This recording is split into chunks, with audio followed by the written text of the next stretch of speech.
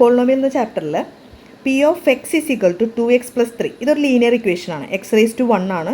So degree of the polynomial 1 ആണ്. അതുകൊണ്ട് ഇതൊരു ലീനിയർ ഇക്വേഷനാണ്.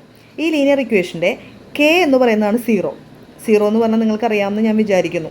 ഓക്കെ, അതായത് പി ഓഫ് കെ എന്ന് പറയുന്നത് വാല്യൂ 0 ആയി മാറും. അതായത് ഈ എക്സിന് കെ എന്ന് പറയുന്ന വാല്യൂ കൊടുത്താൽ 0 ആയി മാറും. അതായത് 0 ഓഫ് ദ പോളിനോമിയൽ കെ ആണെന്നാണ് പറഞ്ഞിരിക്കുന്നത്. അങ്ങനെയാണെങ്കിൽ കെയുടെ വാല്യൂ കണ്ടുപിടിക്കൂ എന്നാണ് പറയുന്നത്. ലീനിയർ ഇക്വേഷനിൽ ഇങ്ങനെ സീറോസ് കണ്ടുപിടിക്കാൻ വളരെ ഈസിയാണ്. ഓക്കെ, അതായത് പി ഓഫ് കെ എന്ന് പറയുന്നത് 0 ആണെന്നാണ് അവർ പറഞ്ഞിരിക്കുന്നത്. അങ്ങനെയാണെങ്കിൽ എക്സിൻ്റെ വാല്യൂ അല്ലെങ്കിൽ കെ കൊടുത്താൽ കെയുടെ വാല്യൂ എത്രയാണെന്നാണ് കണ്ടുപിടിക്കേണ്ടത്. അപ്പോൾ 2 × k + 3 ദാറ്റ് മീൻസ് 2k + 3 0 ഉണ്ട്.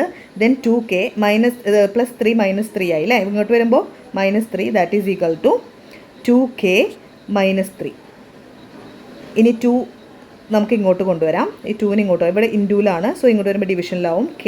അപ്പോൾ -3/2 എന്ന് പറഞ്ഞാൽ k എന്താണ് -3/2 എന്ന് പറഞ്ഞാൽ പി ഓഫ് കെ എന്ന് പറഞ്ഞത് 0 ആവും. എപ്പോൾ പി ഓഫ് -3/2 കൊടുത്താൽ നമുക്കൊന്ന് ചെക്ക് ചെയ്ത് നോക്കാം അങ്ങനെ ആവുമെന്ന്.